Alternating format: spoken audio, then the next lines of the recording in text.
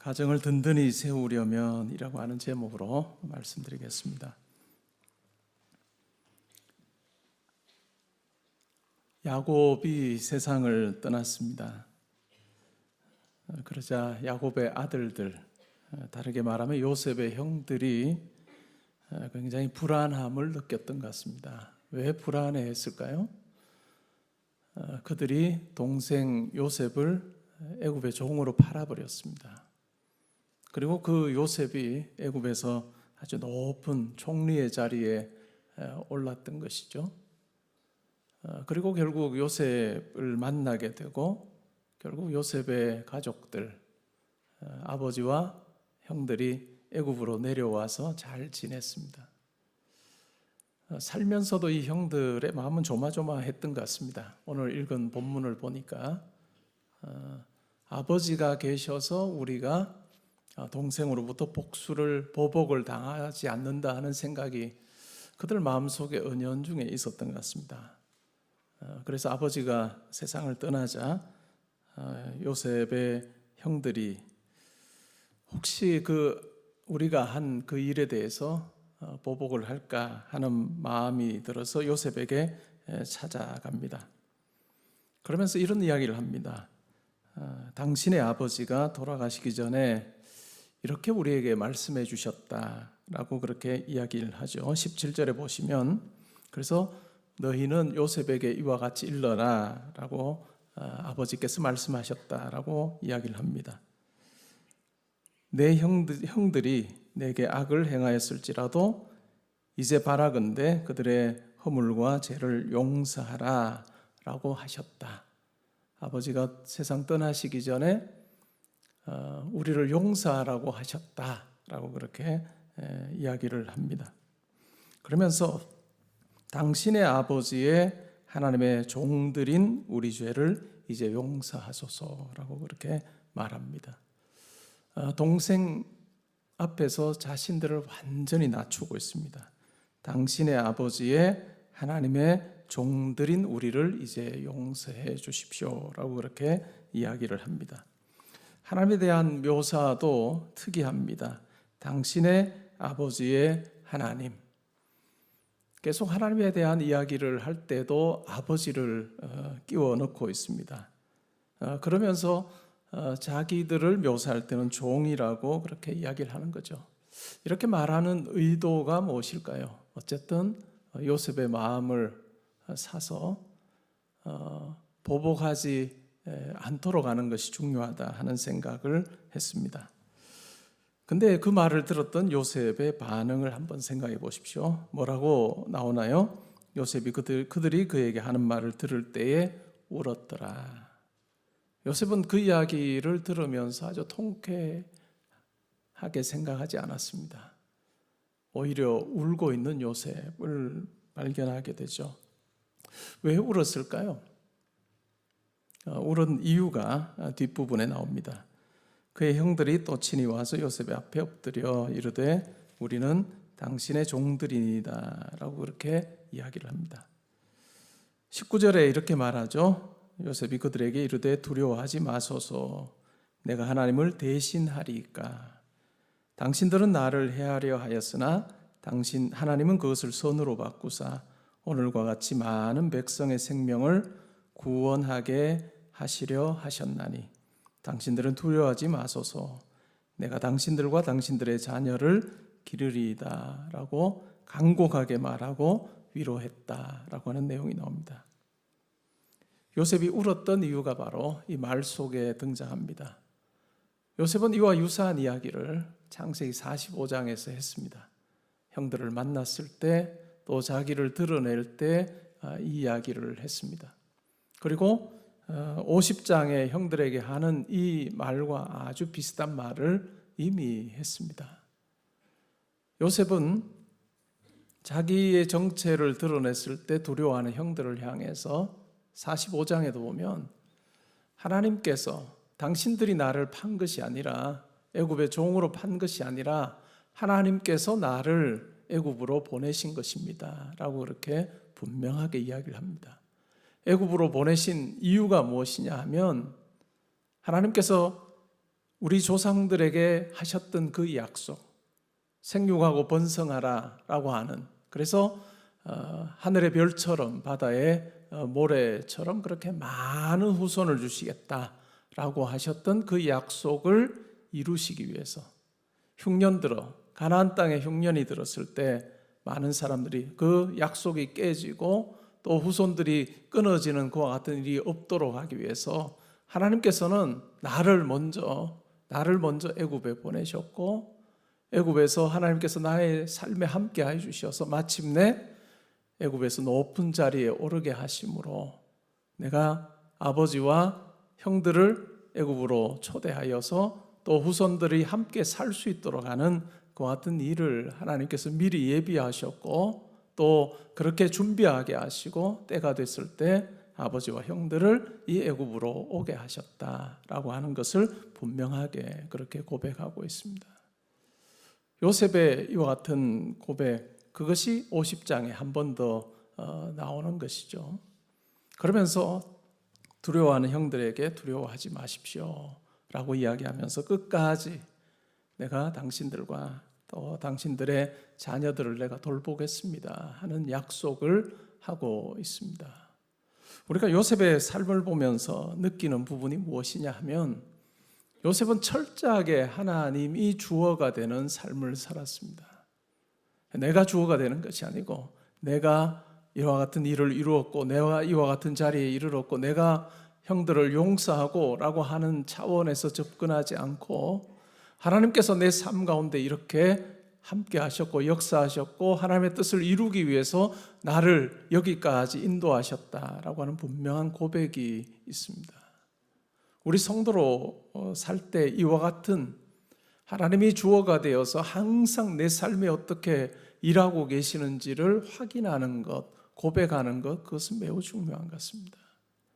하나님이 주어가 되는 것에서 이제 내가 주어가 되기 시작하면 우리는 하나님의 뜻이라고 하는 것과는 무관한 삶을 살 가능성이 굉장히 큽니다.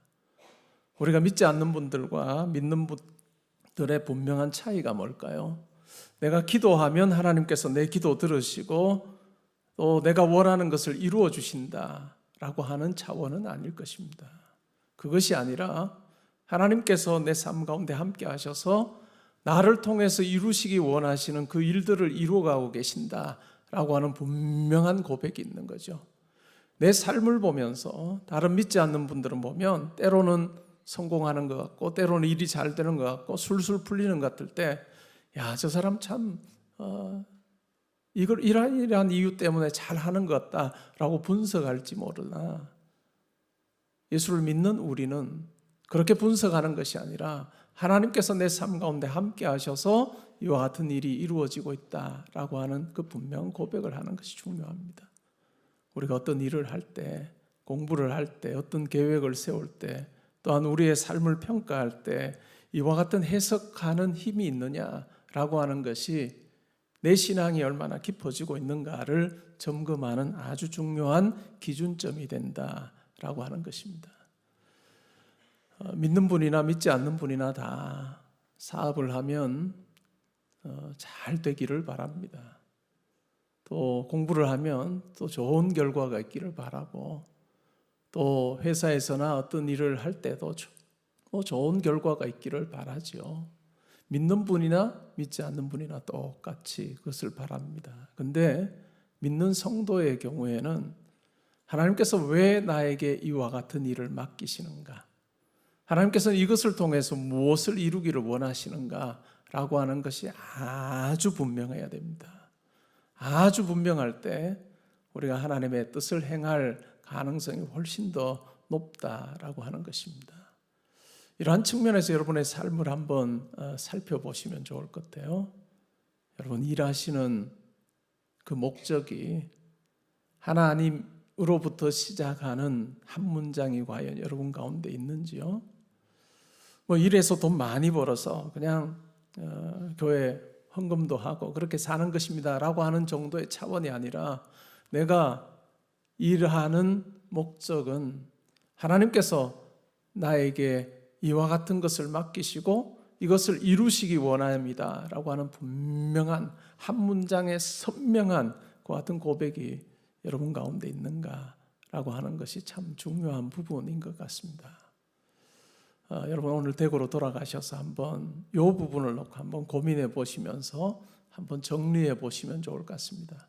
그냥 말씀 듣고 아멘 하고 끝내지 마시고 말씀 듣고 결국은 하셔야 되는 작업은 이 작업들일 겁니다. 과연 나에게는 이와 같은 것이 있는가, 또 희미해지지 않았는가 하는 부분을 살피시면 좋을 것 같고, 이것이 또한 우리 자녀들에게, 후손들에게 잘 이어질 수 있도록 하는, 그것이 믿음의 가정, 가문을 세우는 아주 중요한 비결일 것입니다. 요셉은 세상을 떠나는 그 임종의 순간에도 뭐라고 이야기합니까? 내 해골을 약속의 땅에 가지고 들어가 달라라고 그렇게 고백하고 있습니다. 요셉의 삶을 보면 철저하게 하나님 중심의 삶을 살았습니다. 마지막 호흡하는 그 순간까지도, 세상을 떠나는 그 자리에서도 하나님께서 내게 주신 약속, 하나님께서 내 조상들에게 주셨고 내가 간직해서 평생을 살았던 그 하나님의 뜻, 하나님의 약속을 끝까지 붙들고 살다가 하나님 앞에 서는 그 같은 모습을 우리가 발견합니다. 여러분, 우리의 마지막 호흡하는 그 순간까지 하나님으로부터 시작되는 이 문장이 우리의 삶에서 희미해지지 않기를 바랍니다. 그리고 또한 그것이 우리 후손들에게 잘 이어지면 좋을 것 같습니다. 요셉의 가정을 놓고 보면, 야곱의 가정이죠. 형들과 요셉이 불화할 수도 있었고 또 보복할 수도 있는 그와 같은 분명한 상황 가운데 있었지만, 그와 같은 일이 벌어지지 않았던 이유가 무엇일까요? 하나님으로부터 시작되는 이 분명한 문장이 있었기 때문에, 분명한 해석이 요셉 가운데 있었기 때문에 오히려 보복하기보다는 그가 힘이 있을 때, 그에게 도와줄 여력이 있을 때 형들의 삶과 형들의 가족을 도와주면서도, 그것이 도움을 받는 사람으로 하여금 수치심을 느끼도록 하는 것이 아니라 오히려 하나님께로 한 걸음 더 나아가게 하는 그 같은 귀한 디딤돌이 됐다는 것을 우리는 기억할 필요가 있습니다. 여러분, 가족 또 형제 자매들 가운데 혹시 불화가 있습니까? 다툼이 있나요? 긴장 관계가 있나요? 사람의 방법으로 풀려고 하면 도무지 안 풀릴 겁니다. 그러나 요셉이 우리에게 보여주는 것처럼 하나님으로부터 시작하는, 하나님이 주어가 되셔서 내 가운데 이렇게 역사하셨고 또 우리 가정에 하나님께서 가지고 계시는 분명한 계획이 이것이다 라고 하는 것이 아주 선명해질 때, 사람은 풀 수 없는 것이지만 하나님의 방법으로 풀 수 있는 그 같은 실마리가 이 가운데 담겨 있다는 것 우리가 기억하면 좋겠습니다. 그럴 때 우리가 하나님 안에서, 주 안에서 화목하고 주 안에서 우리의 삶의 의미가 무엇인지를 분명하게 확인하며 살아가는 그 같은 복된 삶이 될 것입니다. 5월 가정의 달입니다.